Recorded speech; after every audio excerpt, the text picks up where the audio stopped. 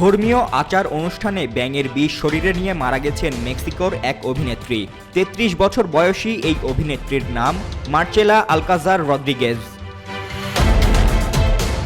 সংবাদ মাধ্যমের প্রতিবেদন থেকে জানা গেছে, কম্বো নামের একটি আচার অনুষ্ঠানে অংশ নেন অভিনেত্রী মার্চেলা।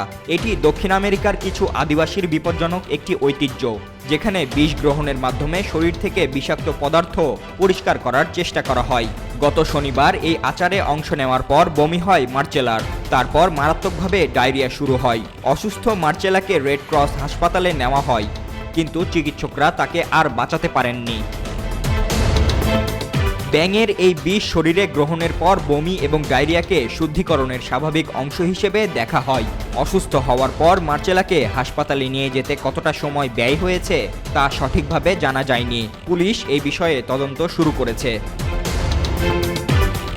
অন্য একটি প্রতিবেদনে বলা হয়েছে, দুরাঙ্গোর মায়োকোয়ানির একজন আধ্যাত্মিক গুরু অভিনেত্রীকে হাসপাতালে যেতে নিষেধ করেছিলেন, কিন্তু মার্চেলার শারীরিক অবস্থার অবনতি হওয়ার পর ওই ব্যক্তি পালিয়ে যান। পুলিশ এখন ওই আধ্যাত্মিক গুরুর খোঁজ করছে। সাপো নামেও পরিচিত কম্বো। অ্যামাজনের মাঙ্কি ফ্রগ বা বানর ব্যাঙের চামড়া থেকে বিষ সংগ্রহ করা হয়। ব্যাঙটি নিজেকে রক্ষা করতে বিষাক্ত পদার্থটি শরীরে লুকিয়ে রাখে। কোনো প্রাণী ব্যাঙটিকে আক্রমণ করলে এই বিষ ছুঁড়ে পাল্টা আক্রমণ করে। মাঙ্কি ফ্রগের বিষ এই কম্বো আচার অনুষ্ঠানে ব্যবহার করা হয়। কম্বো অনুষ্ঠানে অংশগ্রহণকারী ১ লিটার পানি পান করার পর তাদের ত্বকে ছোট ছোট ক্ষতের সৃষ্টি হয়।